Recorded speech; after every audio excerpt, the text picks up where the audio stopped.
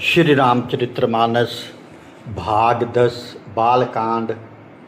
प्रथम सोपान मंगलाचरण। सरोठा संख्या 3। सरोठा है। नील सरोरु श्याम तरुण अरुण बारिज नाइन करहु सो मम उर्धाम सदा क्षीर सागर सायन। शब्दार्थ। नील होता है नीले रंग का, सोरूर यानी कमल यानी तालाब में उगने वाला, श्याम यानी श्याम वर्ण सावला रंग, तरुण तरुण होता है युवा नया खिला हुआ, अरुण होता है लाल रंग जैसे सुबह के सूर्य का रंग, वारिज कमल यानी वारिज जो कहते हैं जल को, ज होता है जन्मा, नायन यानी नेत्र आँखें, करहु करें निवास करें, सो यानी वे भगवान विष्णु, मम होता है मेरे, उर होता है हृदय में, धाम यानी घर निवास स्थान, सदा यानी हमेशा के लिए, क्षीर सागर क्षीर सागर यानी दूध का समुद्र, सायन यानी शायन करने वाले यानी सोने वाले।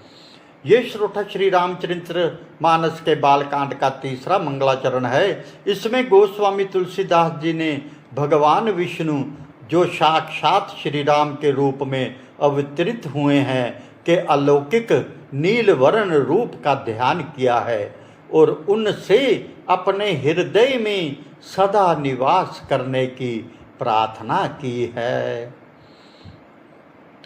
इसका सरल हिंदी अर्थ है, जो नीले कमल के समान श्याम वर्ण यानी सावले हैं, जिनकी आंखें पूर्ण रूप से खिले हुए लाल कमल के समान हैं और जो सदा क्षीर सागर में निवास करते हैं, वे भगवान विष्णु मेरे हृदय रूपी घर में सदा निवास करें। भावार्थ। इस सरोठे में रूपक अलंकार के मध्य से बहुत ही गहरा दार्शनिक और यौगिक संदेश दिया है। नील सोरूह श्याम, नीले कमल जैसा स्वरूप, नीला रंग अनंत आकाश और अगाध समुद्र का प्रतीक है जिसकी कोई सीमा नहीं होती। भगवान का श्याम नीला वर्ण ये दर्शाता है कि वे असीम अनंत और सर्वव्यापक हैं।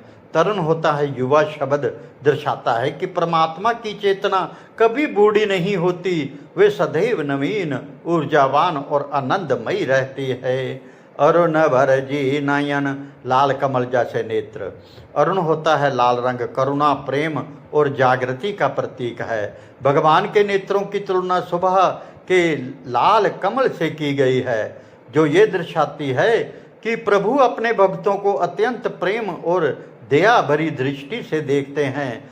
ये इस बात का भी संकेत है कि वे सोते हुए भी संसार की रक्षा के लिए सदा जागृत यानी सजग हैं। क्षीर सागर से हृदय तक की यात्रा। क्षीर सागर यानी दूध का समुद्र परम शांति, शुद्धता और सत्व गुण का प्रतीक है। तुलसीदास जी भगवान से प्रार्थना कर रहे हैं कि वे अपने वैभवशाली वैकुंठ धाम क्षीर सागर को छोड़कर उनके उर यानी हृदय में आकर बस जाएं।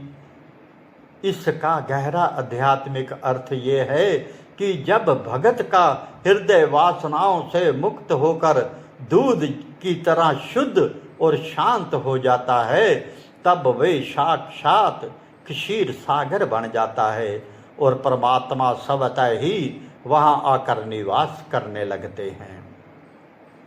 सदा शब्द का महत्व। भगत भगवान की क्षणिक कृपा नहीं चाहता। सदा शब्द ये दर्शाता है कि भगत अपने भीतर परमात्मा की निरंतर उपस्थिति की कामना कर रहा है, जिससे उसके मन में कभी कोई बुरा विचार ना आ सके। हर हर महादेव। जय श्री राम। सनातन धर्म की सेवा में सदैव तत्पर।